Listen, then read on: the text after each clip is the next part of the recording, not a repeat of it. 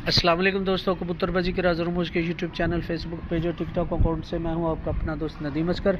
उम्मीद करता हूँ सभी दोस्त खैर आफियत से होंगे। दोस्तों, आज उस्ताद चौधरी आसिम साहब की तरफ मौजूद हैं और उस्ताद जी ने हर सवाल का जवाब बड़ी साफ दिल और खंदा पेशानी से जो है वो दिया।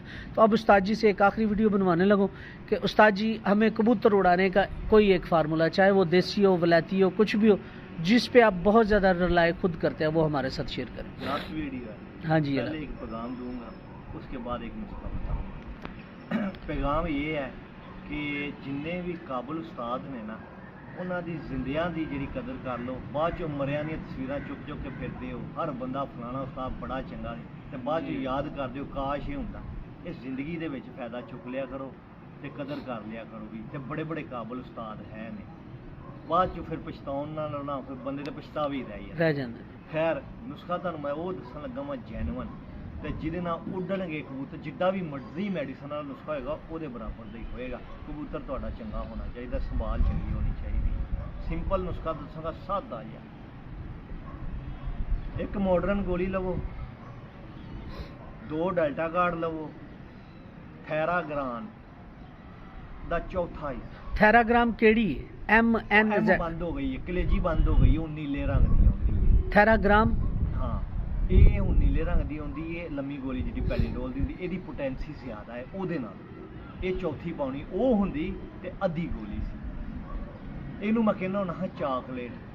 9 बजे वाले कबूतर नूं मैं शामी 6 बजे बिठाया डजे विच, कई दफ़ा हज़ारां दफ़ा। इत्थे बड़ी मशहूर होई थी, छोटे नूं दसना हुंदा। ये चॉकलेट है, ये हुण आ गई नीले रंग की।